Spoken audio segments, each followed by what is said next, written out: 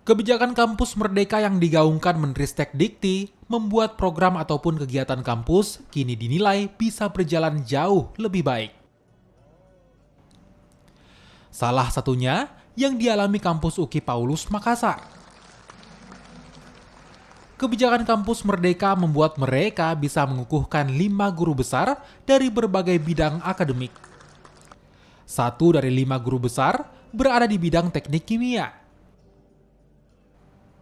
Dengan teknik kimia mampu menciptakan bahan bakar alternatif dengan menggunakan ester asam lemak bercabang dari minyak nabati sebagai biodiesel blend. Ini digunakan untuk meningkatkan volume penggunaan biodiesel dalam program energi nasional. Terima kasih kepada pimpinan, pengurus, dan pengawas Yayasan UKI Paulus, masing-masing pada masa kepemimpinannya.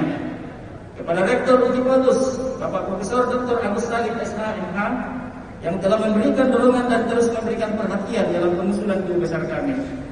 Pimpinan UKI Paulus, pimpinan Universitas, Fakultas, dan Sarjana Program Studi, para sejawat dosen, tenaga kependidikan, dan mahasiswa UKI.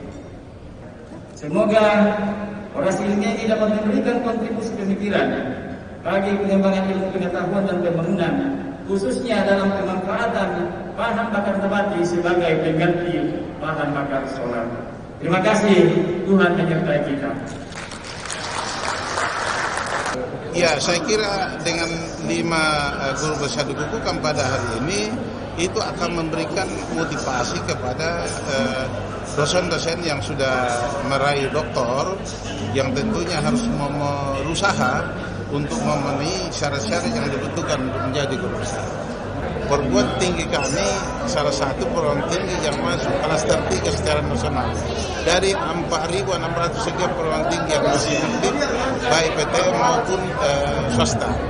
Kalau kita bicara tentang perguruan tinggi yang masuk klaster 3, itu hanya 97 perguruan tinggi PTN dan PTS dan termasuk di dalamnya. Sekedar diketahui, sejak tahun 2015 hingga 2021, penggunaan biodiesel mencapai 9,3 juta kiloliter. Angka ini naik dan tentu saja membantu menghemat devisa negara hingga mencapai 66 triliun rupiah. Rama Pratama, Kompas TV, Makassar.